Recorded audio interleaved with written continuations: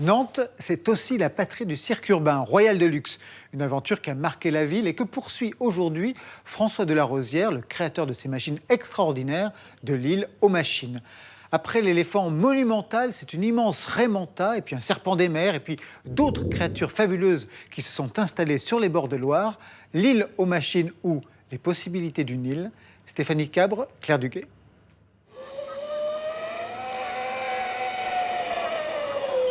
Il était une fois dans le quartier de l'île de Nantes l'histoire d'une compagnie de théâtre de rue, la Compagnie de la Machine, née en 1999 de la collaboration d'artistes, de techniciens et de décorateurs. Un grand éléphant mécanique qui se balade au milieu de passants et qui peut embarquer 50 personnes à bord. C'est le premier animal géant fabriqué par la Compagnie de la Machine en 2007, 2 ans de travaux. Et dans le bestiaire de la compagnie, également cette araignée crapahutant dans les rues de Liverpool en 2008. Derrière ce gigantisme, un homme, François Delarosière, passionné d'art de la rue. On est un peu les seuls au monde à fabriquer des objets en mouvement de cette dimension et de cette façon-là.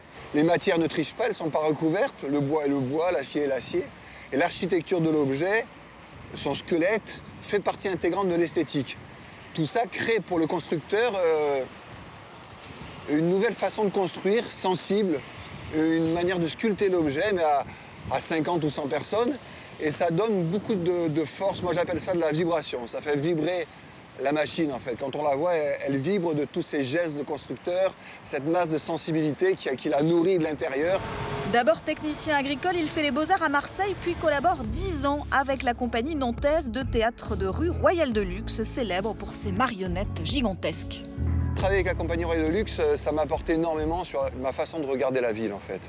Et surtout, quand même, le Royal Deluxe a développé une dramaturgie, des spectacles qui se racontent à une ville entière durant plusieurs jours.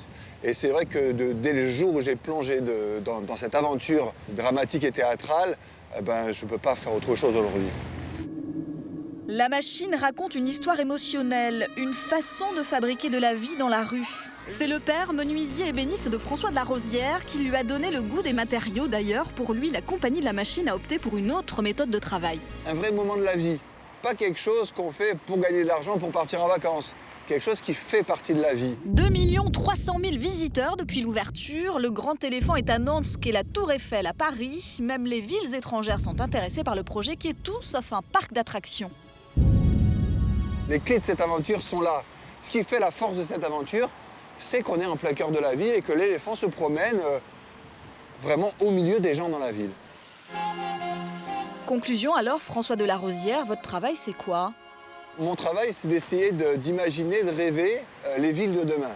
Voilà, comment demain une ville pourrait être un lieu où on fait des rencontres un peu bizarres, où il y a des éléments perturbateurs du type grand éléphant comme ça qui vont se frotter avec le quotidien.